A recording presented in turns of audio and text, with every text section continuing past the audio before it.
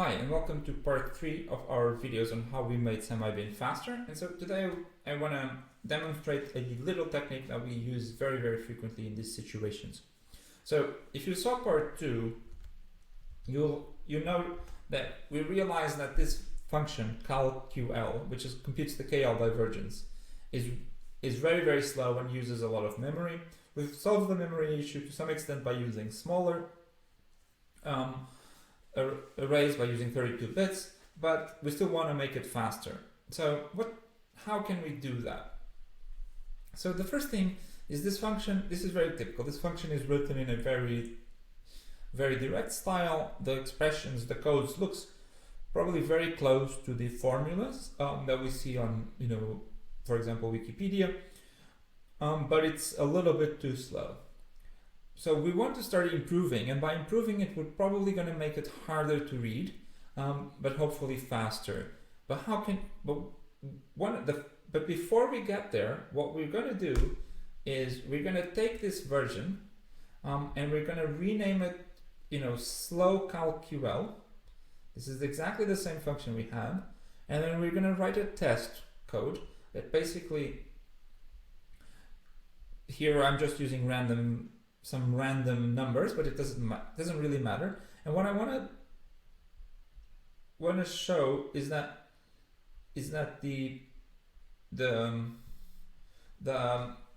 and here I think it's cut. Let me show you the real version. Here what I want to show is that the slow version and the new version are the same. So this is a very common situation. You've coded something, it's correct, returns the right thing, but it's a bit too slow. So take that correct thing, rename it to slow version, and now you can start improving, and you can use testing.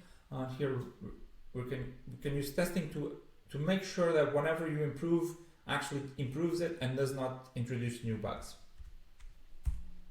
And so here, for example, here this is the original code. And as you can see, there's a lot of these intermediate variables, and here this expression also generates a lot of intermediate variables, because it's going to generate the square root of this. It's going to generate the division, then the square root, and the logarithm. And so one way to improve is to really, here, look, we generate this one, and then we compute the square root in place. So we compute the square root, but outputting to the same matrix, and then the logarithm as well. And then here on this side, we start with the division, but then we compute the square again in place. So we are avoiding creating all of these intermediates. And here, this is much harder to read, at least for me, than this. The top version, the initial version, was pretty close to a mathematical formula. This, you have to reason and think through it.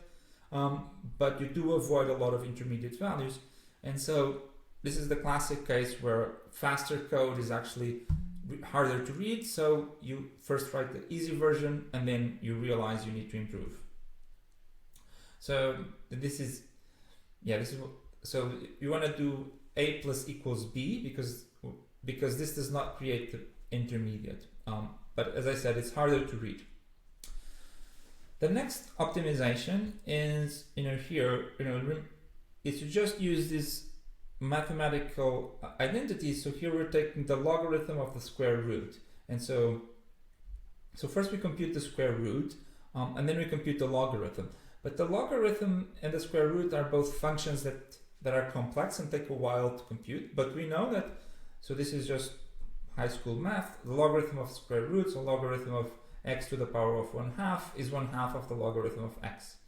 And in fact, the logarithm of x or divided by y is the logarithm of x minus y.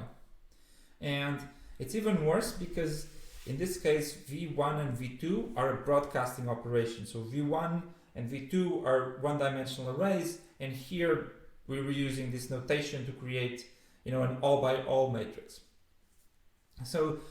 So we can use these identities and to reduce this to, this is half of the logarithm of v1 minus the logarithm of v2. And here we only compute one-time logarithms, and then all by all it's subtractions and multiplying by 1/2, which in binary is a very trivial operation. You really just need to this is a very simple binary operation. And so this is a much faster version of. So doing these two things together, we get the much faster version. But we can do actually even better by cheating. Oh, sorry. Basically by cheating and by using a